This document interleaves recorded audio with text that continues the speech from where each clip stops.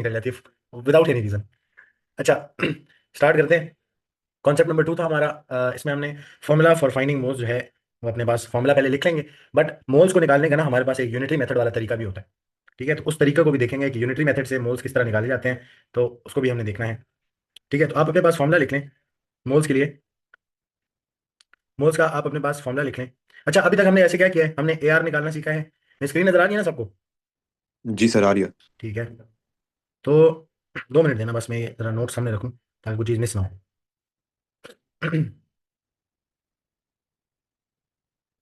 हाँ जी Ahmad, A R क्या चीज़ होती है? ए आर सर जो आपने उसका बताया किस चीज़ एटम का? का रिलेटिव मास होता है। रिलेटिव एटॉमिक मास होता है। ये आपको क्या चीज़ बताता है, किसी भी एलिमेंट का क्या सर उसके एक मोल का कितना वेट है ग्राम्स में, मास है सॉरी। मास है, कितना ग्राम है, बिल्कुल ठीक है। इसी तरह जो एम आर है, शहीर आपका माइक ठीक हुआ है या नहीं हुआ? माइक खोलो जरा, इस तरह तो फिर फायदा नहीं है। माइक खोलो। मेरा ख्याल है थोड़ा सा शहीर जो है अभी अभी के लिए नया नया है, तो शाय हो रहा है। क्लास ही लीव कर दी है, भी सही हाँ है। भाग गया। सर आप ना प्रेशराइज किया करें यार वैसे। यार कहा, मैं देखो, मैं ना मतलब फ्रेंडली बंदा हूँ, तो मेरे साथ लोग नहीं डरते ना, मेरे साथ गपशप लगा लेते हैं, यू नो। तो मैं एक्सपेक्ट सर कर अब रहा हूँ कि कोई भी बंदा मेरे साथ गप लगा लेगा। हर बंदा मेरी तरह नेचुरली कॉन्फिडेंट तो नहीं होता ना, तो हाँ, कुछ लोगों को टाइम ये तो लगता भी है है, थोड़ा ओवर एडजस्ट कॉन्फिडेंस होने तो में। फिर तुम्हारे लेवल का तो मेरे में भी नहीं है। ओवर अच्छा, कॉन्फिडेंस से क्या फिर बुरा। आपका माइक ठीक हुआ है? अगर आप कुछ बोल रहे हैं तो मुझे आपकी आवाज़ नहीं आ रही।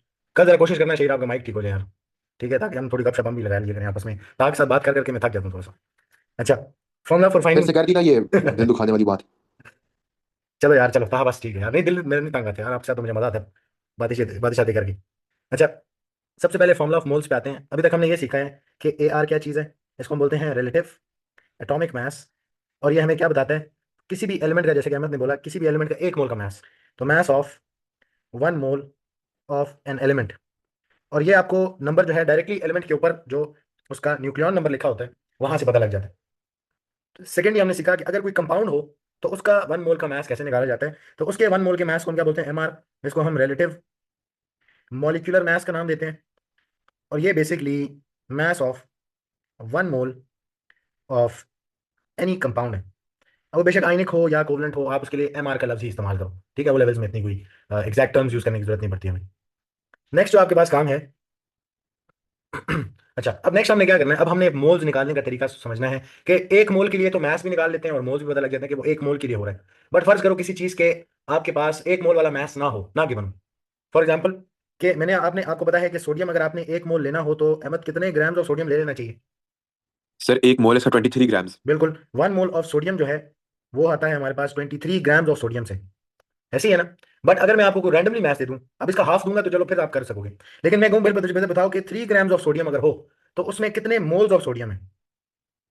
तो ये थोड़ा सा मसला हो जाता है ना कि अब डायरेक्टली नहीं बताया जा सकता। ठीक है, तो यूनिटी। फर्ज करो कि 1 मोल वाला मैथ्स ना हो, कोई और रैंडमली आपको ज्यादा मैथ्स दे दे, उससे कम मैथ्स दे दे, तो फिर हम किस तरीके से उसका मैथ्स निकाल सकते हैं? तो यहाँ पे आप यूनिटरी भी लगा सकते हो, और क्या कर सकते हो, आप इधर फॉर्मूला भी यूज कर सकते हो। हमारे एग्जाम में consist exam question will always have, एक अपने पास नोट लिख लो ताकि आप यूनिटरी मोल्स के लिए एटलीस्ट ना लगाएं। नोट लिखो कि exam questions will have 1 mark for applying moles formula. ठीक है, तो हम मोल फार्मूला जो है वो लाजमी अपने पास आदत डालेंगे कि अगर हमारे पास उसने मोल्स कैलकुलेट कराए तो हम फार्मूला के थ्रू उसको निकालें। अब मोल्स का फार्मूला क्या है, तो हम फार्मूला अपने पास जो है ये आपने याद भी रखना है, फार्मूला ऑफ मोल्स। अच्छा, मोल्स का जो सिंबल है ना वो स्मॉल एन से नंबर ऑफ मोल्स के लिए हम डिनोट करते हैं उसको। ठीक है, तो स्मॉल एन अगर कभी लिखा हो तो आपको पता होना चाहिए मोल्स की ही बात हो रही है। अच्छा, तो इसका फॉर्मूला क्या है, हम कहते हैं जी moles is equal to mass in grams divided by A R या फिर एम आर। या यहाँ पे ए आर इंसर्ट होगा अगर किसी एलिमेंट के मोल्स निकालने। ठीक है, और अगर किसी कंपाउंड के मोल्स निकालने हैं और उसने मास दिया हुआ है तो फिर इसका मतलब है कि उधर कंपाउंड का एम आर आप इधर इंसर्ट करोगे। ठीक है, तो इसके साथ लिख लेना इन दोनों के साथ कि ए आर इंसर्ट होगा यहाँ पे in case of elements, and M R insert होगा in case of a compound. अगर कोई कंपाउंड है तो फिर हमें एम आर इंसर्ट करना है। तो आपसे एक सवाल है, अब ये फॉर्मूला था सिर्फ, ये नेक्स्ट कॉन्सेप्ट हमारा सिर्फ इस फॉर्मूला के अराउंड रिवॉल्व करेगा सारा, और इसकी प्रैक्टिस होगी जो कॉन्सेप्ट नंबर 2 है। ठीक है, तो हम अपने पास एक नोट लिख लेते हैं कि when we are asked to find the moles of an element then use AR. But if we are asked to find moles of a compound, then we must use MR. ठीक है, तो AR और MR कब use करना है अब आपको clearly समझ आ जाना चाहिए कि कब फॉर्मूला में AR से डिवाइड करना है, कब MR से डिवाइड करना है। तो ये आपको क्लियर है। जाएं क्वेश्चन की तरफ चलें। तो एक सवाल है, वो आपसे बोलेगा जी, हम एक सवाल बनाते हैं, वो कहते हैं जी FAQ में कहता है सर कैलकुलेट। एक सेकंड ऊपर करेंगे, मैंने ये लिखा नहीं पूरा। ये लो। तो आप अपने पास FAQ लिखें, कहता है जी calculate the number of moles. हमें हो जाए तो बताना। ठीक है सर। तो कहता है हो जी गया हो गया। Calculate the number of moles of sodium present in 10 grams of sodium, in 10 grams of sodium. 0.435। ठीक है, चेक करते हैं 0.435। हाँ 435 बिल्कुल ठीक है। अब हमने क्या करना है, अब आपने देखना है कि उसने मुझे क्या फाइंड करने के लिए बोला है, मोल्स। तो आप चुप करके क्या लिख लो, नंबर ऑफ मोल्स कैलकुलेट करने हैं ना, तो आप मोल्स का फॉर्मूला लिखो, moles is equal to mass in grams divided by, और सोडियम क्या है, एक एलिमेंट है या कोई कंपाउंड है सोडियम, बताओ जरा। सोडियम है एलिमेंट है सर। हाँ जी एलिमेंट है, तो क्या हमें AR से डिवाइड करना चाहिए या MR से डिवाइड करना चाहिए? AR से। AR से डिवाइड करेंगे ऑफ सोडियम, AR सोडियम का इंसर्ट होगा। तो एन मैंने किसके लिए लिखा है, मोल्स के लिए। मैंने आपको अभी थोड़ी देर पहले बताया मोल्स का सिंबल क्या है, स्मॉल एन। तो मोल्स का फॉर्मूला लिख दिया मैंने।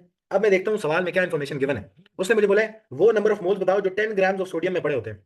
तो जब भी वो जो मैस आपको देगा ना, ये मैस इन ग्राम्स हमारे लिए होगा, या इसको हम कहते हैं गिवन मैस। जो गिवन मैस है उसको हमने AR से डिवाइड करना है। तो 10 ग्राम्स ऑफ सोडियम हमारा क्या है, मैस इन ग्राम्स है, इसमें नंबर ऑफ मोल्स फाइंड करने हैं। तो हम क्या करेंगे, मोल्स के फॉर्मूला में इंसर्ट करते हैं, मोल्स हम फाइंड करना चाहते हैं। मैस इन ग्राम्स उसने दिया जी 10 ग्राम्स डिवाइडेड बाय AR, तो सवाल में दिया ही नहीं है, फिर क्या करें। AR तो उसने सोडियम का सवाल में दिया हुआ ही नहीं है, तो इसका क्या हल है। सर खुद कैलकुलेट कर सकते हैं। यस खुद निकाल सकते हैं, पीरियोडिक टेबल में सोडियम में जाएंगे, सोडियम होता है Na1123, यानी 23 ग्राम, इसका क्या है AR है, तो ये हमें खुद से पता होना चाहिए। इसी तरह अगर कंपाउंड्स के मोल निकाल रहे हैं तो उनका MR खुद से निकाल के रखना है अपने पास। ठीक है ना, वो खुद से आपको नहीं बताएगा, आपने खुद से वो एक अलग से कैलकुलेशन करनी है। तो इसी तरह AR इसका कितना है 23 ग्राम्स, तो यहाँ से मुझे बताओ नंबर ऑफ मोल्स कितने आते हैं 10/23 से। 0.435। तो 0.43 एग्जैक्ट 435 आ रहे हैं, आप राउंड करके बता रहे हैं मुझे। राउंड कर रहे हो सर। राउंडिंग नहीं करनी, राउंडिंग छोड़ दो, सिर्फ मुझे आंसर बताओ। सर लंबा नंबर है, जीरो बता पॉइंट दो बता फोर दो, three four seven 4347। Eight two six ठीक है। अच्छा अब हम क्या करेंगे, हम जरा जीरो एट अभी सेवन मैथ्स टू। वाली आदत को ही अपनाएंगे। हम 4 सिग्निफिकेंट तक वैल्यू लिखा करेंगे और उसको 3 सिग्निफिकेंट पे राउंड कर दिया करेंगे। ठीक है, 4 सिग्निफिकेंट छापना है, फिर राउंडिंग करनी है, क्योंकि यही अनराउंडेड फॉर्म आगे कभी किसी पार्ट में यूज करनी पड़ी तो ये करनी पड़ेगी। ठीक है ना, राउंडेड फॉर्म को नहीं यूज करते नेक्स्ट पार्ट्स में। तो अगर इसको मैं राउंड करके बताऊं तो इसमें मोल्स कितने हैं हमारे पास, 0.435 मोल्स हैं। अच्छा इस जवाब का क्या मतलब है कि भाई 10 ग्राम्स ऑफ सोडियम में कितने मोल्स ऑफ सोडियम होता है, 0.435 मोल्स ऑफ सोडियम कंटेन करते हैं वो, ऐसे ही है। यानी अगर मैं आपसे आसान लफ्जों में पूछूं, मुझे बताओ एक मोल से कम अमाउंट है या ज्यादा है। कम है। कम है ना, एक मोल से कम है। इसी तरह मैस एक मोल वाले मैस से कम है या ज्यादा है। मैस मैस भी एक कम मोल है। से कम है। हाँ कम है, ठीक है ना, एक मोल का मैस इसका 23 ग्राम था, उसने बोला 10 ग्राम में बताओ फिर कितने मोल्स होंगे। ठीक है, तो हमें एक्सपेक्टेड था कि कम वैल्यू आनी चाहिए 1 मोल से, तो हमारे पास 0.435 मोल्स इसके अंदर पड़े हुए थे। तो इस तरह हमने मोल्स का फॉर्मूला क्या करना है, अप्लाई करना है। अब जरा से इसकी प्रैक्टिस करते हैं, तो हमारे पास नेक्स्ट एफएक्यू लिखते जाओ। अगला एफएक्यू है, कहता है जी calculate the number of moles. अब इसमें रिवर्स काम भी कभी कभी करना पड़ेगा, तो आप एक और प्रैक्टिस करें, फिर मैं आपको बताता हूँ इसमें यूनिटरी भी अप्लाई हो सकता है। तो कहता है calculate the number of moles of water present in 9 grams of water, present in 9 grams of water. अब मुझे बताओ वाटर कोई एलिमेंट है या वाटर एक कंपाउंड है। कंपाउंड है, 0.5 आता है आंसर। हाँ जी, एक कंपाउंड है जिसका फॉर्मूला क्या होता है वाटर का, H2। H2O। ठीक है, एक कंपाउंड है। अच्छा अहमद, उसने हमें क्या निकालने के लिए बोला है, sir number moles, of number moles of निकालने मोल्स। के लिए बोला है, और मैथ्स खुद से दिया हुआ है कि कितने मैथ्स से मोल्स कन्वर्ट करने हैं। ऐसे ही है, तो अगर नंबर ऑफ जी मोल्स सर। निकालने के लिए मैं साइड पे जाके moles is equal to mass in grams divided by, अब क्या लिखूंगा, एक कंपाउंड की बात हो रही है तो सर उसका MR। MR लिखूंगा। तो इसका मतलब है कि जी मैं जरा फॉर्मुला में इनपुट करता हूँ डाटा, मैस इन ग्राम्स उसने कितना दिया है 9 grams divided bye MR of water, क्या पीरियोडिक टेबल से मिलेगा।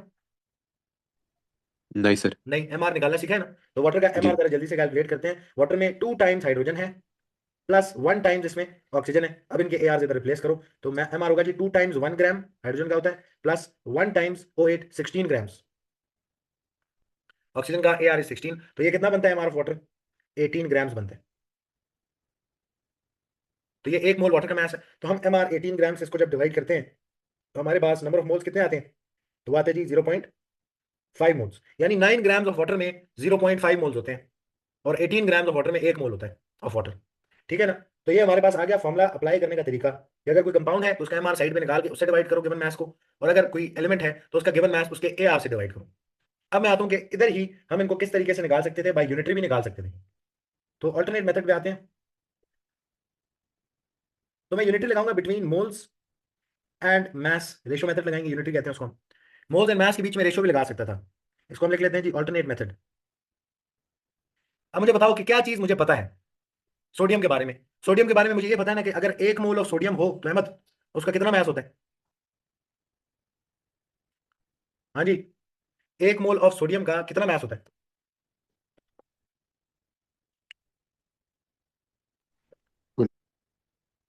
हाँ जी अहमद, आवाज आ रही है? गाइस मेरा ख्याल है अहमद की आवाज नहीं आ रही। हाँ जी आप बताओ, 1 मोल ऑफ सोडियम का मास हमें पता है? 23 ग्राम्स होते बिल्कुल, उसके एआर के इक्वल होगा। एआर 1 मोल का ही तो मास बता रहा हेलो होगा। सर। जी जी। सर आपकी आवाज़ कट रही मेरी आवाज कट रही है, आपकी थी, आवाज कट रही है? समझ नहीं आ मेरा रही, ख्याल है अहमद और आपकी पता नहीं आवाज मेरी। कट रही है, सर आपका मुझे तो इंटरनेट सही आ रही है। अहमद अच्छा, अपना मेरे इंटरनेट चेंज इंटरनेट करो का थोड़ा इशू सा। है। अहमद इंटरनेट चेंज करो। Okay sir. अच्छा, तो 1 मोल ऑफ सोडियम का मास कितना होता है ये हमें डायरेक्टली उसका सिंबल ही बता रहे हैं कि 1 मोल ऑफ सोडियम अगर 23 ग्राम्स है तो उसने क्या बोला है 10 ग्राम्स में कितने मोल्स होंगे ये बताओ। तो हम फाइंड कर सकते हैं ना कि 10 ग्राम्स में कितने मोल्स होंगे, उसको एक्स अज्यूम करके यूनिटरी मेथड लगाओ, क्रॉस मल्टीप्लाई करो तो क्या बनता है? ये बनता है जी आपके पास 10 is equal to 23x, 10 is equal to 23x, और अगर फाइनली देखें तो 10/23 इज इक्वल टू x। मुझे बताओ मोल्स वाला फॉर्मूला की शक्ल ही नहीं बनी? जैसे वहां पे हमने 10/23 डिवाइड किया था, इसी तरह यहाँ पे भी 10/23 ही नहीं डिवाइड हो रहा। तो यूनिटरी से भी निकाला जा सकता है, बट क्योंकि पेपर में मोल्स का फॉर्मूला लगाने का एक पूरा मार्क मिलता है आपको, तो आपने वहां पे उसको छोड़ना नहीं है उस मार्क को। ठीक है, आपने मोल्स के फॉर्मूला के थ्रू ही निकालने हैं मोल्स। क्लियर है इतनी बात? तो यहाँ पे हम यूनिटरी भी लगा सकते हैं मोल्स और मास के बीच में। हमें एक स्टैंडर्ड पता है सोडियम के बारे में कि उसका 1 मोल जो होता है उसका मास इज 23 ग्राम्स, ये हमें एआर से पता लग गया। तो अगर 10 ग्राम्स हो तो उसमें कितने मोल्स होंगे? ठीक है, इसी तरह वाटर के लिए भी ये किया जा सकता था। अब ये जो वाटर के लिए आपने एमआर निकाले, ये कितने मोल्स ऑफ वाटर का मास है?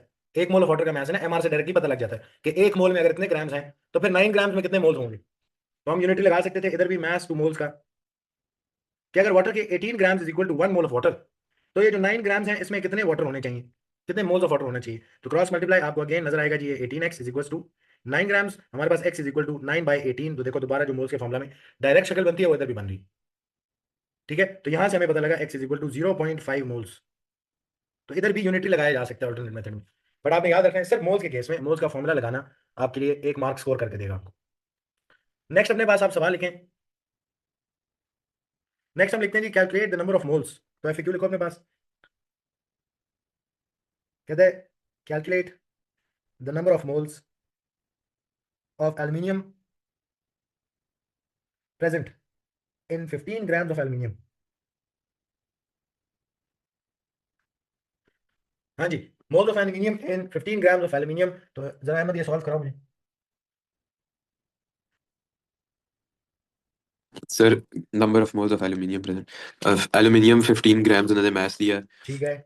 वो लोग बात कर रहे हैं उसकी क्या नाम है, एलिमेंट की, तो उसका ठीक एआर है, यूज करना है। बिल्कुल। तो नंबर ऑफ अब मोल्स मुझे क्योंकि याद नहीं है कैलकुलेट क्या करने था। हैं, तो ये देखते ही हम क्या लिख लें, moles is equals two moles is mass in equals two grams mass divided in by, grams, ऐसे एमआर, नहीं एआर। एआर। एलिमेंट की बात हो रही है तो किससे डिवाइड करना है, उस एलिमेंट के एआर से डिवाइड करना है।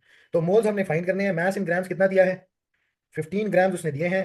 एआर इसका एल्यूमिनियम का कितना है, तो एल्यूमिनियम होता है 1327, तो एआर कितना बना हैं। 27 ग्राम्स। 26 होते हैं। सॉरी 26 होते हैं। नहीं, नहीं नहीं 27 होता है, 1327। अच्छा चेक सही कर है, लो सॉरी बेशक मेरी इसको, गलती। 2 मिनट, मैंने इधर टॉपिकल अपने पास रखा हुआ है बट 1327 है इसका नंबर। हाँ 27 ही है। जी 27। तो हमारे पास कितने मोल्स आते हैं एल्यूमिनियम के इस 15 ग्राम्स के अंदर? 0.555। 0.55 0.5555। 55 चलता रहे। आप 4 सिग्निफिकेंट तक छापो और इसको राउंड कर दो टू 3 सिग्निफिकेंट फिगर्स, तो क्या बनेगा 0.556 मोल्स। क्लियर है? जी सर। आगे आपसे कहते हैं calculate the number of moles of sulphuric acid present in 20 grams of sulphuric acid. तो अपने पास एफएक्यू लिखें, कहता है जी calculate the number of moles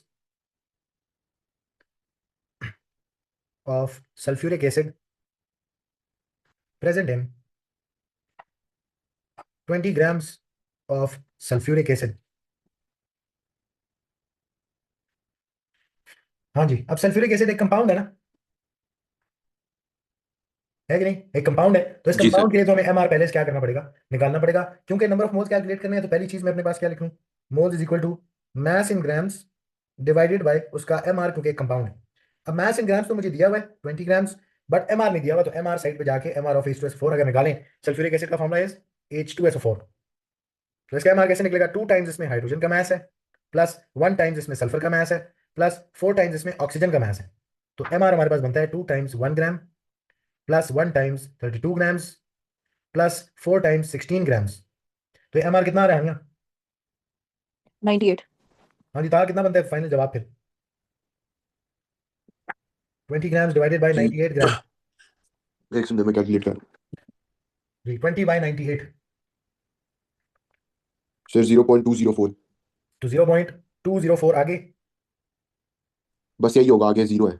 zero है, तो ये 4 सिग्निफिकेंट आपने छाप दिए राउंड ऑफ करके, जब 3 सिग्निफिकेंट पे राउंड ऑफ करके देंगे तो 0.204 पे राउंडेड जवाब आ जाएगा। ठीक है, नेक्स्ट एक और पार्ट कर लो।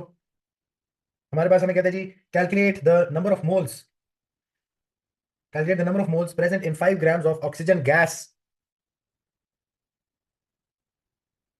याद रखना ऑक्सीजन गैस की बात हो रही है, oxygen gas is a molecule. FAQ है जी, calculate the number of moles in 5 grams of oxygen gas. और ऑक्सीजन गैस का क्या फॉर्मूला होता है Ahmad? Sir oxygen gas O2। हाँ जी O2, जबकि ऑक्सीजन जो एलिमेंट है उसका क्या फॉर्मूला होता है? ओ। O होता है सर। सर जीरो पॉइंट ठीक है, थ्री वन थ्री चेक करते हैं।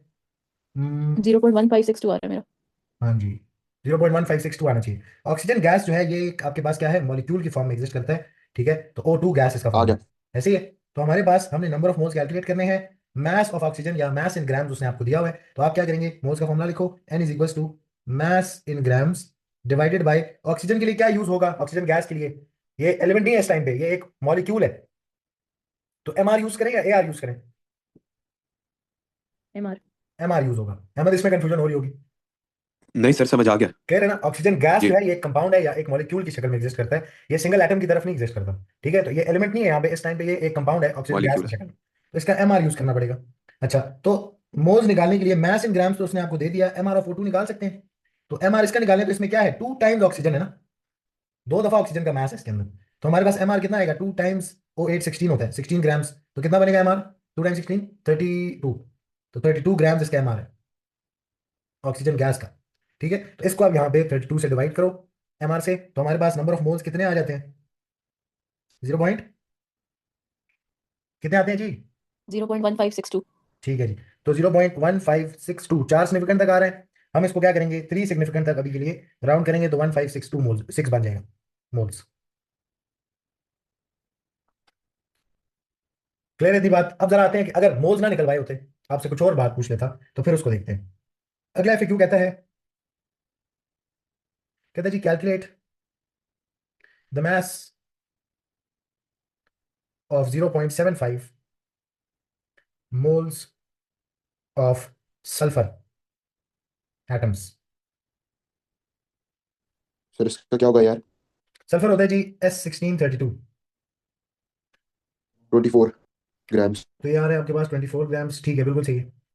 अच्छा, अब इस दफा उसने हमसे क्या पूछा है, मोल्स दे दिए, मैस पूछ लिया, तो अगेन आपने क्या निकालना है, मोल्स गिवन है, यानी एन की वैल्यू गिवन है, मैस इन ग्राम्स पूछा हुआ है, ये फाइंड करना है। और सल्फर के बारे में तो सल्फर का यार तुम्हें खुद से पता है, तो हम अगेन मोल्स दिए हुए हैं तो मोल्स का फॉर्मूला लिखेंगे, मोल्स पूछे हुए हैं तो मोल्स का फॉर्मूला लिखेंगे, इसी तरह मोल्स गिवन है तो मोल्स का फॉर्मूला लिख दो।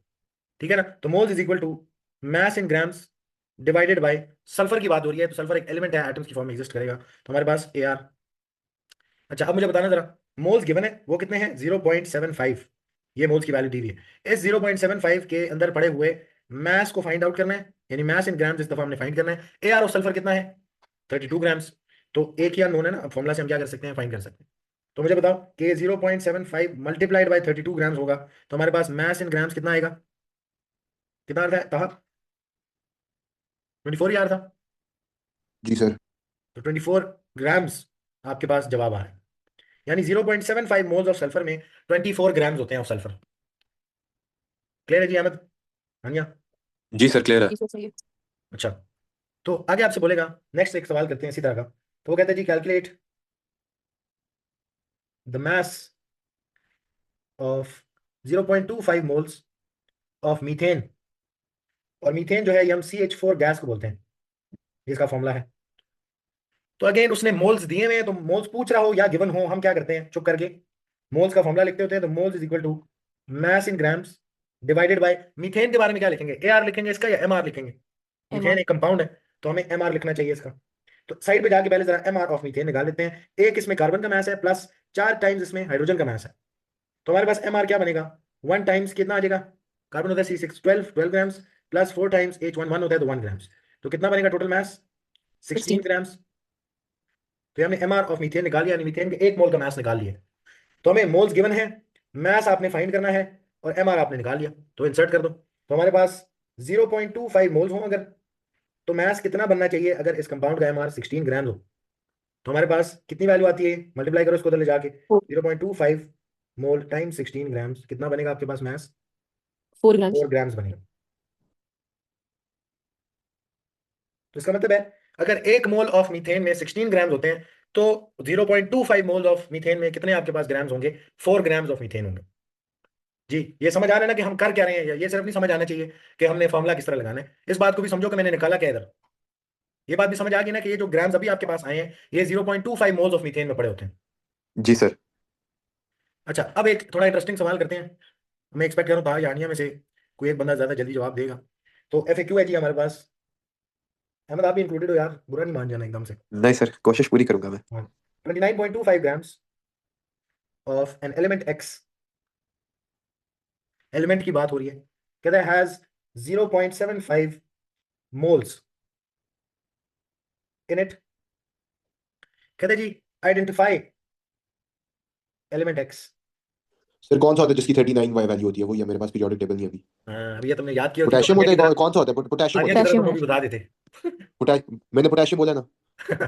ठीक है बस। पोटेशियम 39 अगर आ रहा तो फिर बिल्कुल पोटेशियम होना चाहिए, लेकिन अगर वैल्यू याद कर ली होती तो अभी तुम बड़ी जल्दी जवाब दे सर देते। किंग की सुप्रेमेसी है ना, मान गया ना। ये बस इतनी सी अभी अपने बात। आप सीखेंगे, अभी किधर सीखेंगे नहीं। जी हाँ जी निकला जवाब 1 सेकंड बस। अहमद? पोटेशियम ही है सर। कर रहा हूँ सर, पीरियोडिक टेबल का मसला। आ गया अगेन सर मेरा भी। याद रखना है कि पीरियोडिक टेबल में हम बड़ा वाला नंबर देख रहे हैं एलिमेंट्स के साथ, छोटे वाला नंबर नहीं देखना। हो सकता है किसी एक एलिमेंट का छोटा नंबर 39 आ जाए, ठीक है ना, वो प्रोटॉन नंबर है या एटॉमिक नंबर है, हमने बड़ा नंबर देखना है जो मास नंबर है या आपके पास जिसको हम रिलेटिव एटॉमिक मास बोलते हैं। अच्छा सुनो इधर, इसको आ किस तरह गया करना सर। है। उसने आपको एलिमेंट X की आइडेंटिटी नहीं बताई कि कौन सा एलिमेंट है, यानी हमें नहीं पता एलिमेंट X, अब एलिमेंट कौन सा हमें नहीं पता, हमें नहीं पता इस एलिमेंट का AR कौन है। लेकिन किसी भी एलिमेंट को आप किन 2 चीजों से पहचान सकते हो, जैसे सोडियम है, अगर हमें नहीं पता होता ये सोडियम है बट इसके साथ 11 और 23 लिखा होता तो हम उसका AR देख के उसको पहचान सकते हैं ना, उस एलिमेंट को। ऐसे ही है कि 23 तो सोडियम का होता है तो इसका मतलब वो सोडियम होगा। तो हमने क्या करना है, थ्रू AR हम आइडेंटिफाई कर सकते हैं कि एलिमेंट कौन सा है। तो हमें क्या करना चाहिए इधर, एलिमेंट की आइडेंटिटी फाइंड करने के लिए फाइंड द AR। ठीक है, हमें AR इसका फाइंड कर लेना चाहिए। अब AR हमने निकालना है। अगेन मुझे नहीं पता लगा मैंने वर्किंग क्या करनी है, बट क्योंकि मोल्स गिवन थे तो मैं क्या कर लूंगा, मोल्स का फॉर्मूला लिख लूंगा। तो moles is equal to mass in grams divided by AR। ऐसे ही अब मुझे बताओ इस एलिमेंट के बारे में आपको मोल्स दिए में, बिल्कुल दिए में, क्या इसी एलिमेंट के लिए मास इन ग्राम्स भी गिवन है? अब ये मास इन ग्राम्स है, ठीक है, तो मास इन ग्राम्स भी गिवन है, तो हम यहां से सब्जेक्ट बना के AR निकाल सकते हैं। तो बिल्कुल निकाल सकते हैं। तो हमारे पास AR को अगर मैं सब्जेक्ट बनाऊं तो AR will be equal to mass in grams divided by जो भी नंबर ऑफ मोल्स उसने आपको दी। ठीक है, तो हमारे पास AR should be equal to mass in grams दिया था 29.25 grams divided by number of moles कितने थे इस 29.25 ग्राम्स में, 0.75 मोल्स थे। तो यहां से मुझे बताओ वैल्यू कितनी आती है जी, 39। कितनी 39। एग्जैक्ट? हाँ जी। तो 39 ग्राम्स आपके पास आ रहा है। अब आप जाओगे पीरियोडिक टेबल में और आपको एक एलिमेंट नजर आएगा जिसके साथ इधर लिखा हुआ है 19 और ऊपर लिखा हुआ है 39।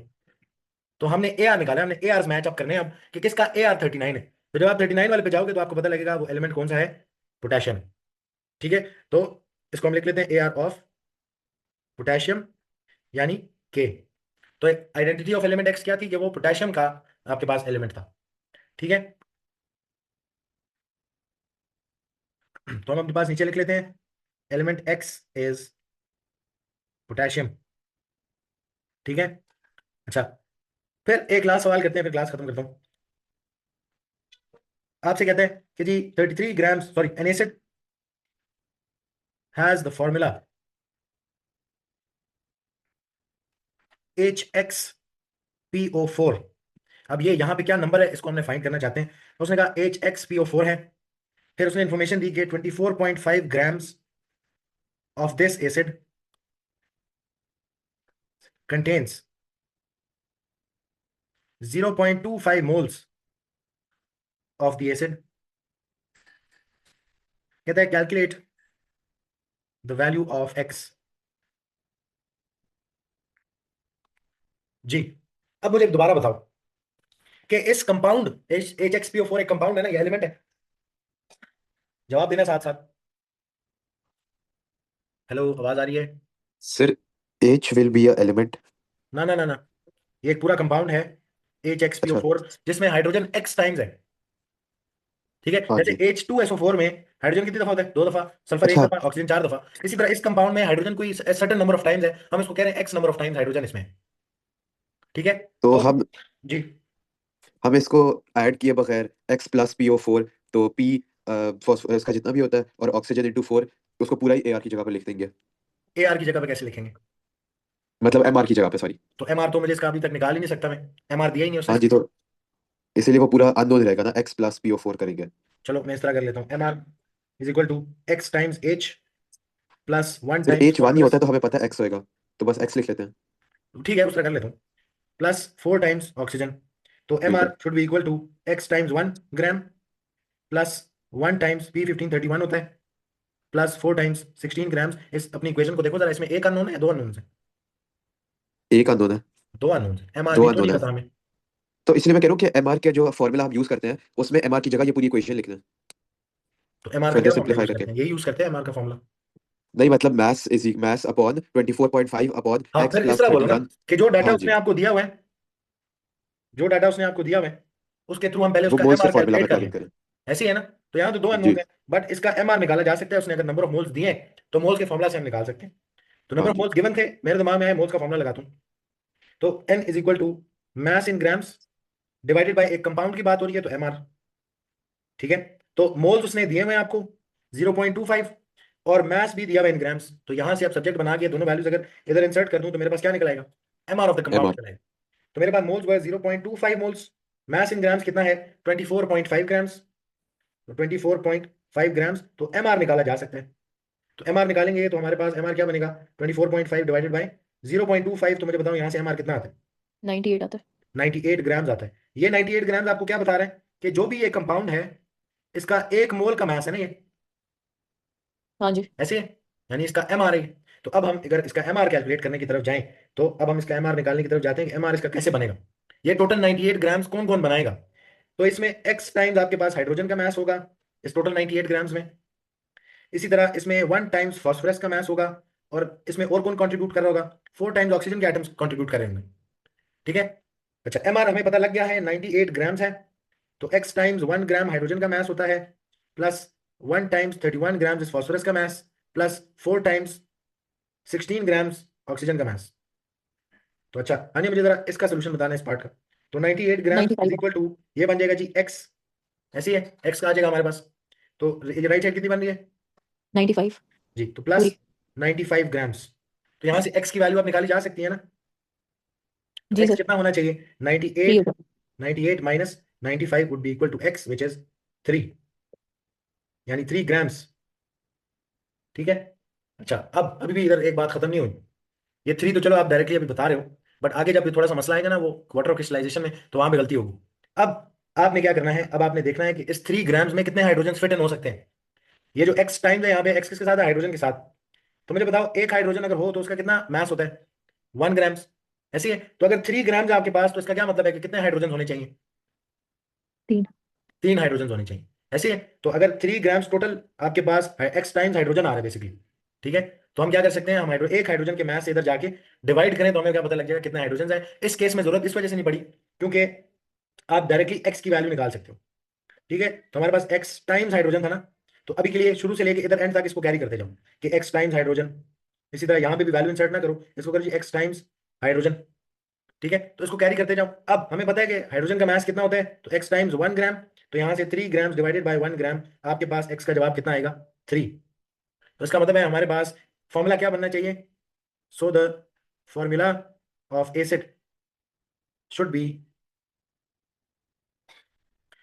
HXPO4 था। अब क्या आना चाहिए, x की जगह 3 लिखना चाहिए, तो H3PO4, यानी कौन सा एसिड है जिसकी बात हो रही थी सवाल में, फॉस्फोरिक एसिड की बात हो रही थी सवाल में। क्लियर है सवाल।